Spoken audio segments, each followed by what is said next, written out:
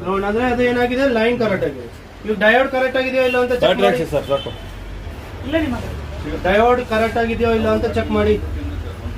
So 570 ಯಾವುದು forward bias. Reverse bias ಅಲ್ಲಿ correct ಆಗಿದೆಯಾ? ಡಯೋಡ್ ಚೆಕ್ ಮಾಡ್ತಾ ಇದ್ದೀರಾ ಇವಾಗ ನೀವು? ಓಕೆ ಬನ್ನಿ. ನೀವೇನ್ ಮಾಡ್ತಾ ಇದ್ದೀರಿ? ವೋಲ್ಟೇಜ್ ಯಾವ್ದ್ರದ್ದು ಬರಿತಾ ಇದ್ದೀರಿ? ಈಗ ಫಾರ್ವರ್ಡ್ ಡಯಾಲಿಸಿಸ್ ಅಲ್ಲಿ ನಮ್ಮ ವೋಲ್ಟೇಜ್ ಜಾಸ್ತಿ ಆದಂಗಿಲ್ಲ, ರೀಡಿಂಗ್ ಜಾಸ್ತಿ ಅನ್ಸುತ್ತಲ್ಲ. ಖಾಲಿ ಕೆಪಾಸಿಟರ್ ಮಾತ್ರ ಚೆಕ್ ಮಾಡಿ ಕರೆಕ್ಟ್ ಆಗಿದೆ ಅಲ್ಲ ಅಂತ. ಒಂದು OL ಉಲ್ಟಾ ಕರೆಕ್ಟ್ ಆಗಿದೆಯಾ?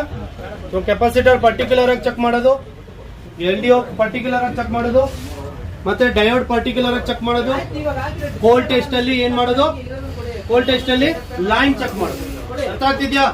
ಟ್ರೇಸಿಂಗ್ ಮಾಡೋದು ಹೆಂಗಂತ ಗೊತ್ತಾಗ್ತಿದ್ಯಾ?